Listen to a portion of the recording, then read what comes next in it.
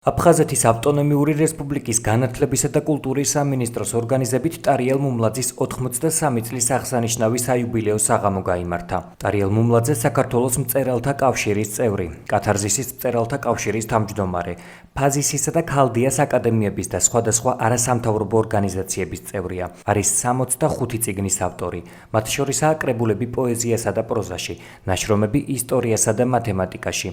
ასევე ეკუთვნის გამოკვლევები სხვადასხვა სფეროში. საღამოზე მისმა მეგობრებმა და კოლეგებმა ტარიელ მუმლაძის მრავალფეროვან შემოქმედებაზე ისაუბრეს. განსაკუთრებული ყურადღება ქართულ-აფხაზურ ურთიერთობებს დაეთმო. შედგა წიგნების „ქალი ენგურსგაღმა“ და „ქართველთა მაოხარნის“ პრეზენტაცია.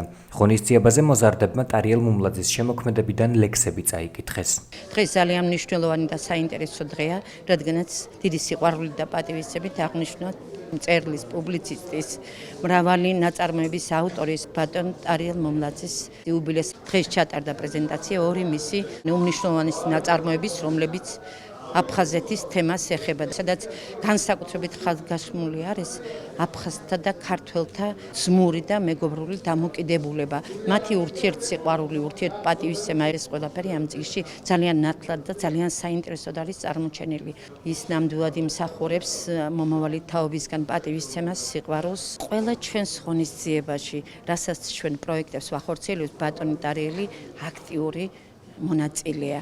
ძალიან დიდი მადლობა მას.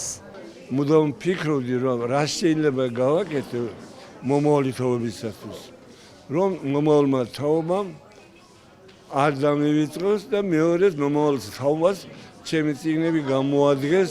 აფხაზეთი ყოველთვის იყო ქართველი კაცის ტყივილი და დარჩა დღეს ქართველი კაცის ტყივილად. აფხაზეთი დღეს თუ არა ხვალ დაგვიბრუნდება ჩვენ. ბევრ წიგნში აფხაზეთს ყოველთვის ვიხსენებ. მე დავწერე ქალი ენგურსგაღმა. აღწერილი არის ამ წიგნში ის ომები, ბრძოლები, ის ღალატი რაც მოხდა სხვებისაგან, ის დაუდევრობა და ყველაფერი ამან განაპირობა სოხუმის დაცემა.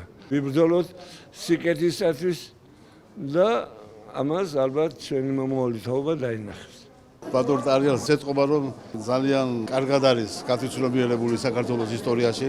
შესანიშნავად გადმოსცემს ამას თავის წიგნში. მის შემოქმედებაში მთავარი არის, რომ ქართველ ქალებს, ქართველ კაცებს, აფასებს, აფხაზებს და მოუწოდებს, რომ ეს რაც მოხდა ძალიან დიდი შეცდომა და ჩვენ უნდა შევლიგდეთ. აქაც მთავარი მის შემოქმედებაში არის შელიგებისაგან მოწოდება და ჩვენ ვართ ერთი დიდი ნაწილი კავკასიისა, ჩვენ უნდა ერთმანეთს ხელი ჩავკიდოთ. ავცელებმა და აფხაზებმა და ქართველებმა მით უმეტეს, იმიტომ რომ ეს იციან მათ და დღეს უკვე მოვიდნენ იმაზე, რომ ჩვენ ერთმანეთის გარეშე არ შეგვიძლია. ასეთ საქმეს ემსახურება ეს ღვაწლმოსილი კაცის. გუსურვებთ კიდევ დიდხანს ცხოვრებას.